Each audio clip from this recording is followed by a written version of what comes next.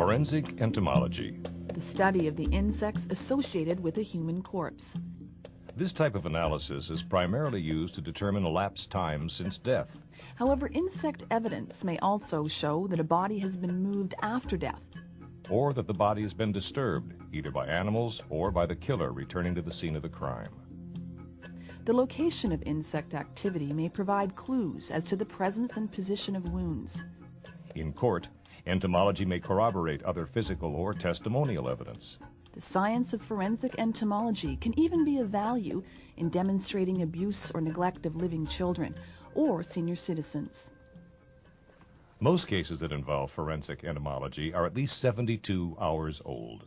Within 72 hours, other forensic methods may be more precise than insect evidence.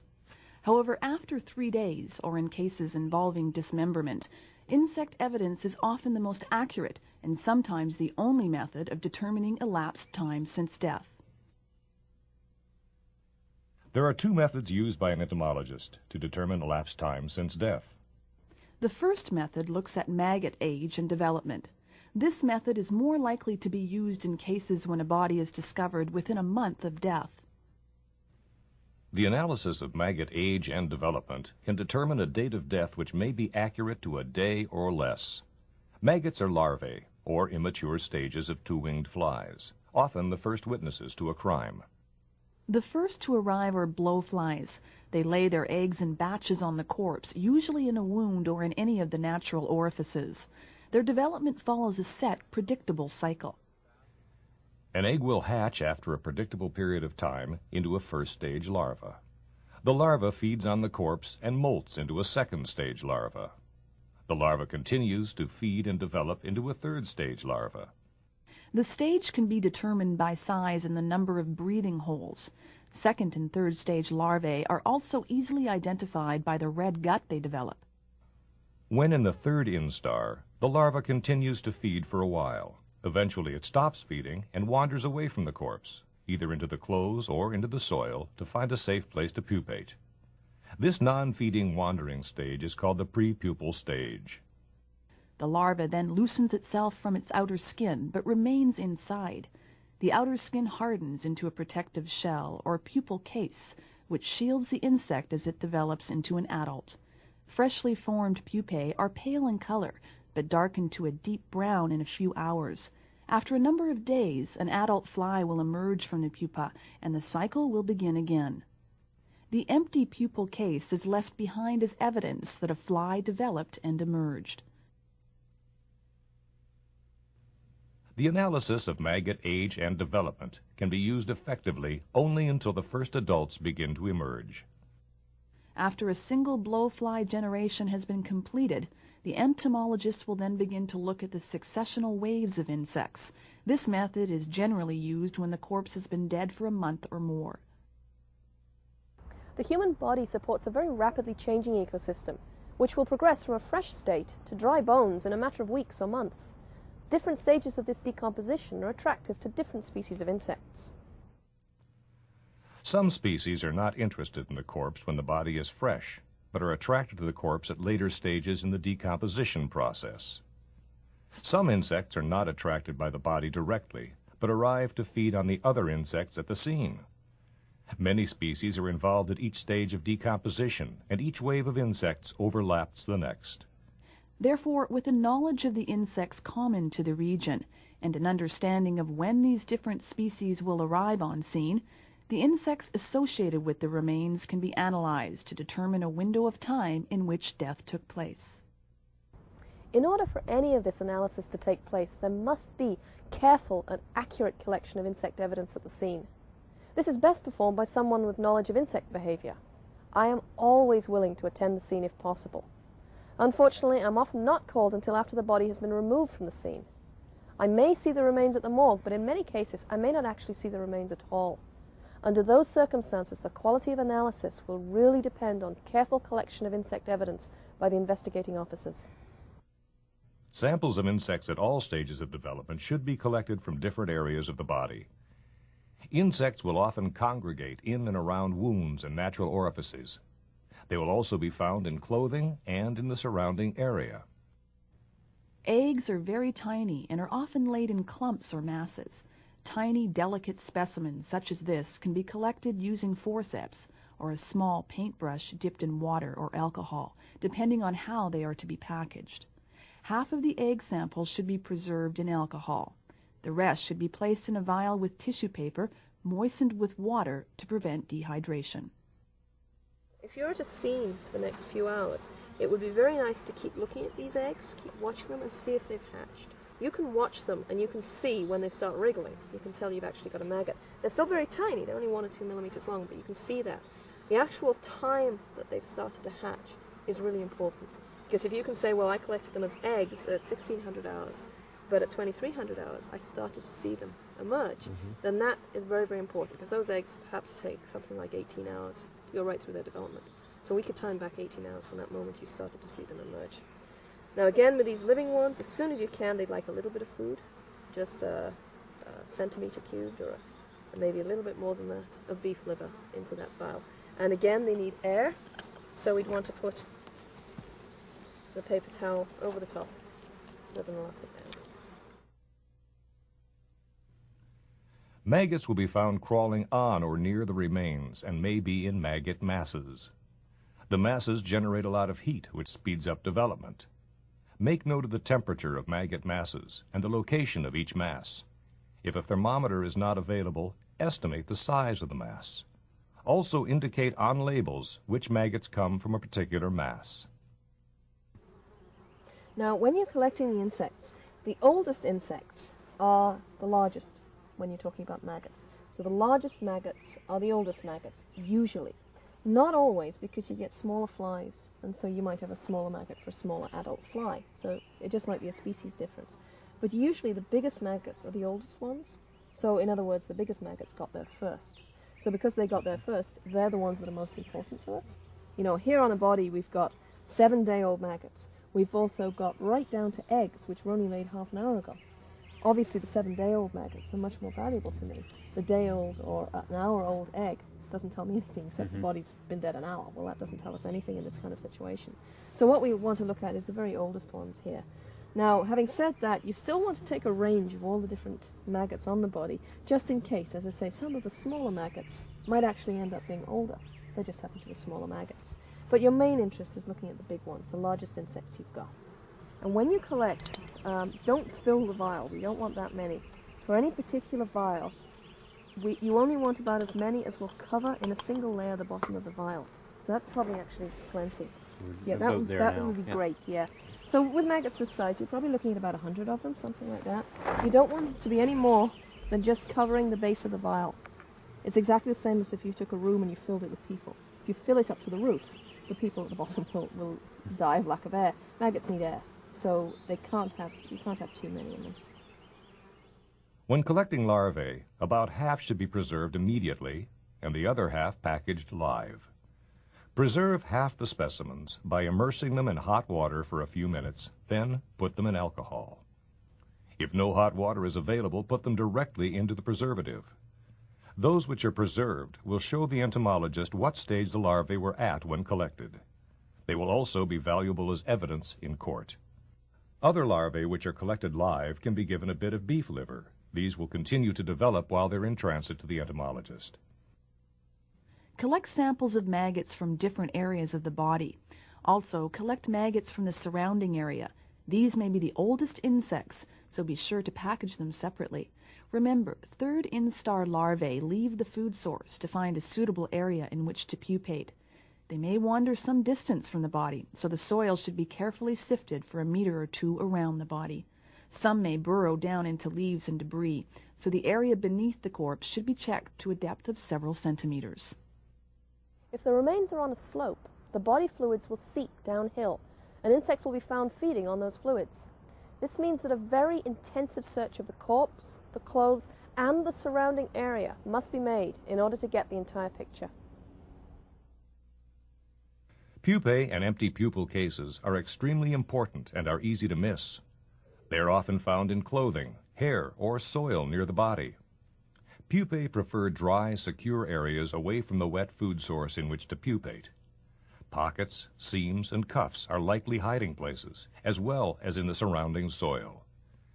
If the remains are found indoors, they may have traveled some distance and be under clothing, rugs, or furniture. They will range in size between 2 and 20 millimeters and are oval like a football. Pupae are dark brown when completely tanned. Generally, insect specimens are fairly fragile and are probably best picked up with gloved fingers. This is often gentler than forceps if you are not used to using them. Do not preserve any pupae in alcohol.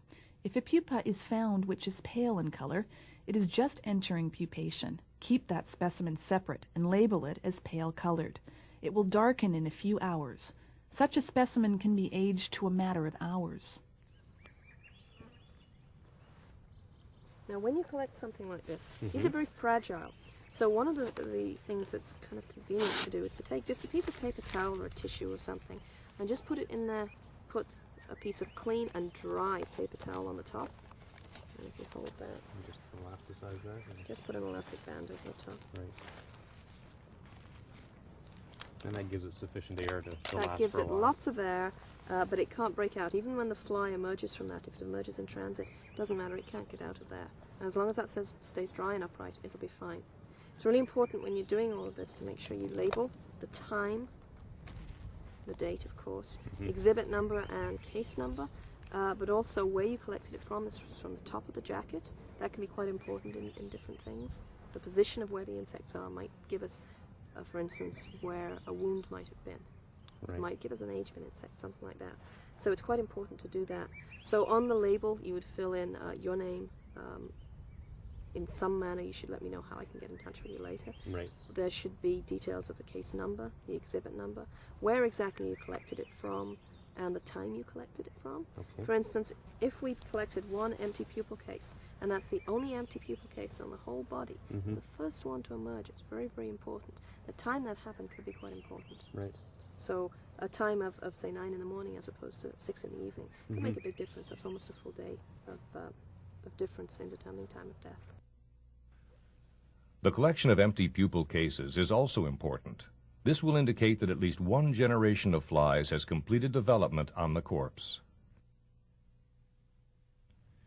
You will encounter different species of adult flies at different stages of decomposition. Blowflies, the big metallic flies, are the least important. They may arrive on scene at any time and are therefore of little value to the investigation. On the other hand, you may come across an adult blowfly with crumpled wings. In this case, it may have just emerged and could well be linked to the body. It should be collected, labeled accordingly, and kept separate. Other species of adult flies which arrive on scene later in the decomposition process are of value to the entomologist. These may include skipper flies, which are tiny and look like a fruit fly, and lesser house flies, which look like a small house fly. These smaller species of adult flies should be collected with a net or by using an inverted vial. They can be left in the vial without air or food. Any adults collected directly from the corpse will be killed and pinned by the entomologist. Beetles can be found as adults, larvae, pupae, and also as cast skins. All stages are equally important. Live beetles move fast and are often found under the body and in clothing. They can be placed in vials with some air. They only need to be fed if it will be more than 24 hours before they reach an entomologist. If necessary, they can be fed extra maggots. Incidentally, beetles are cannibals, so they should not be placed together in the same vial. Other insects may be present. If you are not sure whether it's an insect, collect it anyway. One of probably the last things you should do when you're doing an insect collection is to take a soil sample. And take a soil sample from pretty much, if you think the thorax was about here, the abdomen, very close to this area. And you need 2 or 3 trowelfuls of dirt. You don't want to go real deep, maybe 2 or 3 inches deep, and just take some soil there, put it in a can, and just seal it and leave it. The soil will be damp enough, and there'll be enough air in the soil for it to travel just fine like that. And then when I get it back to the lab, I can spread it all out very carefully under lights and on a white tray. And so any of the tiny little things you might have not been able to see here, we'll be able to collect. Insects collected from one part of the body should be kept separate from those from another area. Different species should also be kept separate. Rule of thumb: if they look different, separate them. Each vial should be labeled with area of body or soil, date and time of collection, name of collector, and stage of development. Insects should be taken to the entomologist as soon as possible. They should be couriered or hand-delivered to maintain continuity. As well, they should be packaged in a cardboard box which will allow them to breathe. Each vial can be taped so that it remains upright. The whole box must also remain upright. The entomologist will require other important information about the death site.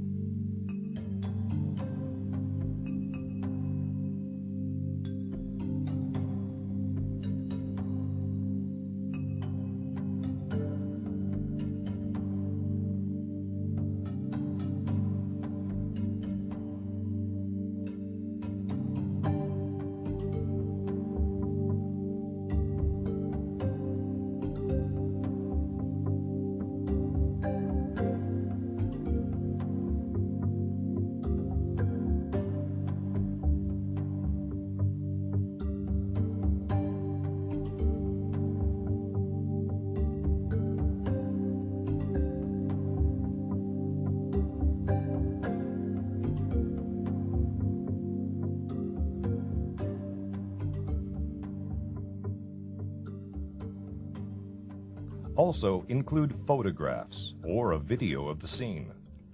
Ideally, images of the body in its original position and of the site after removal of the body will be extremely useful. Each stage of insect development will occur within a known period of time. However, insects are cold-blooded. Therefore, their rate of development is extremely temperature dependent. Their metabolic rate is increased with warmer temperatures, resulting in a faster rate of development. By looking at the oldest stage of insect on the corpse, combined with information about the temperature of the region, an entomologist can determine to a day or range of days when the first insects laid eggs on the corpse. This result will then indicate a day or range of days during which death occurred. Okay, when you've pretty much finished and the body has been removed and you've pretty much cleared up everything, we're going to want to get a recording of temperature for this area for a while. I'm going to ask you to get the nearest Environment Canada weather station data for the last few weeks or even few months, depending on what a very broad estimate is of time of death. And that will give us the temperature at the nearest Environment Canada weather station. It's not going to give us the temperature of this scene. That weather station might be 2 miles away or it might be 20 miles away. It's very important to make sure we know what the temperature is at the scene. Well, obviously we can't know the exact temperature of the scene for the time that the body's lying there. But we can do something to try and adjust this. This is a data logger. It's a smart reader data logger.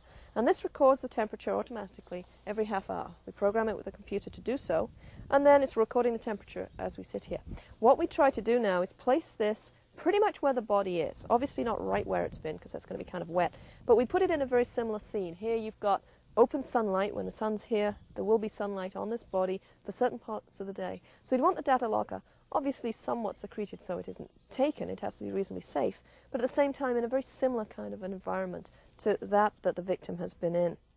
So you place it pretty much directly on the ground. Although the ground could be wet, you could put it up a little bit on a little piece of cardboard or a little piece of wood, but we don't want it way high up like Environment Canada would want to record it. We want to know what the temperature was like for that body right there. So you could place it in something like this, just this little cardboard container. You could put it there so that it's not actually on the ground directly, and it's covered. You don't want it in direct sunlight, because even though the body might have been in direct sunlight, the body's going to heat up very differently from a little piece of plastic and metal machinery. So you protect it somewhat from rain, and you protect it, of course, from direct sunlight. And then just place it out at the scene and let it run for as long as possible. A week is good, 2 or 3 weeks is nicer. And then we'll take that back and we'll download it to the computer and we'll compare the data that we get from the data logger with the Environment Canada weather station for the same time period. So this will tell us that the temperature at the scene was identical or almost identical to that of the Environment Canada weather station for the 3 weeks after the body's been removed. If it was identical for the 3 weeks after the body's been removed, chances are it was beforehand. It doesn't prove it, but it certainly strengthens the case in court. Alternatively, and probably most likely, the scene might be a little bit cooler or a little bit warmer than the weather station. And so we can take that into the calculation. So I can say the mean temperature at the weather station, the Environment Canada weather station, for the 3 weeks before, while the body was lying there, the 3 weeks before we discovered the body, was on average 19 degrees. However, at the scene, it was actually 3 degrees cooler than that. So the average temperature at the scene was more like 16 degrees. And that can make a big difference to the time of death estimations. Forensic entomology in Canada is seasonal. It's only commonly used in spring, summer, and fall when insects are abundant. During winter, there are very few insects present.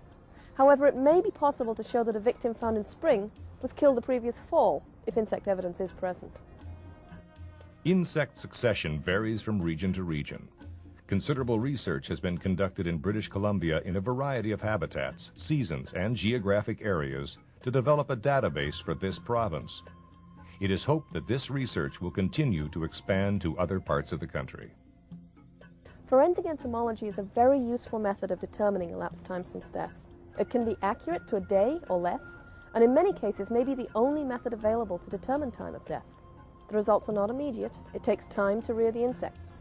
For the most part, though, accuracy of results will depend on proper collection and preservation of insect evidence at the scene of the crime.